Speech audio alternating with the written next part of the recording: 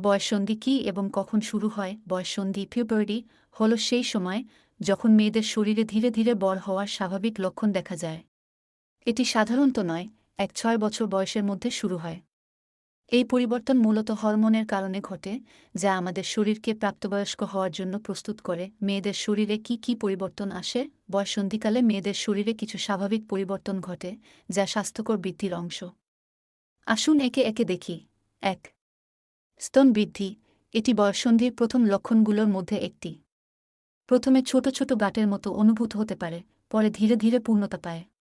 এটি সম্পূর্ণ স্বাভাবিক এবং শরীরের প্রাকৃতিক বিকাশের অংশ। ২. মাসিক পিরিয়ডস শুরু হওয়া।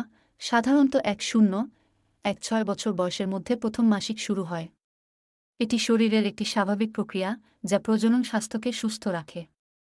মাসিক চলাকালীন স্বাস্থ্যবিধি মেনে চলা জরুরি। ৩. শরীরে লোম গজানো। বগল ও যৌনাঙ্গের আশেপাশে লোম গজানো শুরু হয়।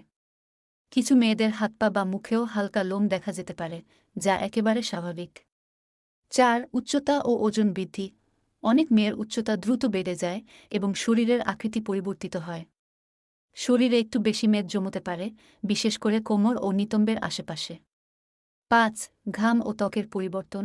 শরীর থেকে ঘামের গন্ধ আসা শুরু হতে পারে, তাই পরিষ্কার পরিচ্ছন্ন থাকা জরুরি। মুখে ব্রণ, আকনি হতে পারে, যা হরমোন পরিবর্তনের কারণে ঘটে। ৬. মুড সুইং ও আবেগের পরিবর্তন। হরমোনের কারণে কখনো খুশি, কখনো দুঃখ বা রাগ অনুভব করা স্বাভাবিক। এই পরিবর্তনগুলো মানসিক স্বাস্থ্যকে প্রভাবিত করতে পারে, তাই নিজের যত্ন নেওয়া জরুরি।